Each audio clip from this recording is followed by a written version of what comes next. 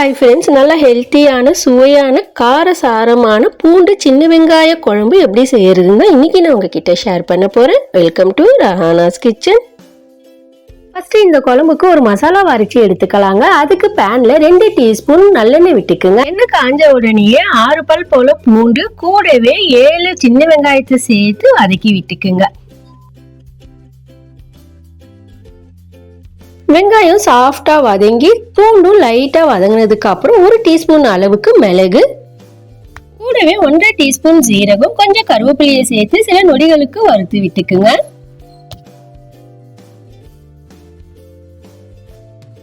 அடுத்து 1 டீஸ்பூன் பச்சரிசி சேர்த்து 4 வரமிளகாவையும் கூட சேர்த்து வறுத்து விட்டுக்குங்க.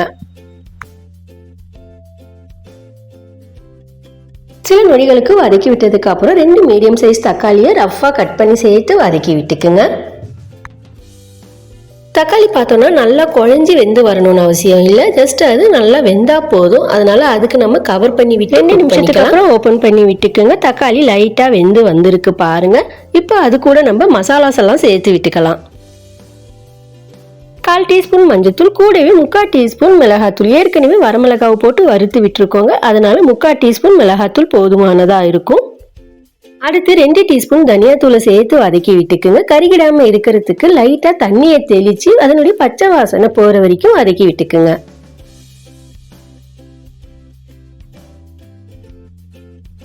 மசாலா நல்லா வதங்கி ரெடி ஆயிடுச்சு. இதை நல்லா ஆற விட்டுக்கலாம். நல்லா ஆறி வரத்துக்குள்ள இன்னொரு பக்கம் ஒரு நெல்லிக்காய் சைஸ் அளவுக்கு புளியை 15 நிமிஷம் ஊற வச்சிருக்கேங்க. அதை நல்லா கரைச்சி எடுத்துக்கலாம். மசாலா நல்லா ஆறி வந்துருச்சுங்க. அது அப்படியே ஒரு மிக்ஸி ஜாருக்கு மாற்றி விட்டு நல்லா ஃபைன் பேஸ்டா அரைச்சி எடுத்துக்குங்க. கடாயில் 3 டேபிள் ஸ்பூன் எண்ணெயை விட்டுக்குங்க. எண்ணெய் காஞ்ச உடனே 1/2 டீஸ்பூன் கடுகு, 1/4 டீஸ்பூன் உளுத்தம் பருப்பு கூடவே 2 வரமிளகாவை கிள்ளி சேர்த்து கொஞ்சம் கருவேப்பிலையை சேர்த்து தாளிச்சு விட்டுக்குங்க. எல்லாம் நல்லா பொரிஞ்ச உடனே ஒரு கை நிறைய பூண்டை சேர்த்து வதக்கி விட்டுக்குங்க. பூண்டு கருகிடாம இருக்கிறதுக்கு மீடியம் ஃப்ளேம்லயே வதக்கி விட்டுக்குங்க. அதே மாதிரி பூண்டு லைட்டா வறுபட்ட உடனே ஒரு கை நிறைய சின்ன வெங்காயத்தை சேர்த்துக்குங்க. சின்ன வெங்காயம் நல்லா செவக்க வதக்கணும்னு அவசியம் இல்லைங்க. நல்லா சாஃப்ட் ஆகிற வரைக்கும் வதக்கி விட்டுட்டு அடுத்து 1/4 டீஸ்பூன் போல வெந்தயத்தை சேர்த்துக்குங்க.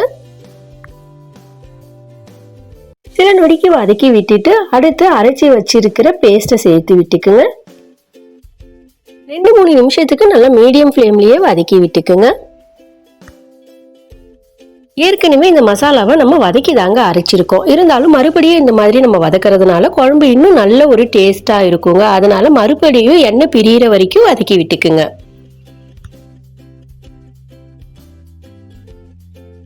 நல்லா வதங்கி எண்ணெய் பிரிஞ்சு வந்ததுக்கு அப்புறம் மிக்ஸி ஜார்ல கொஞ்சம் போல தண்ணியை சேர்த்து அலசி விட்டு அதை சேர்த்து விட்டுக்குங்க.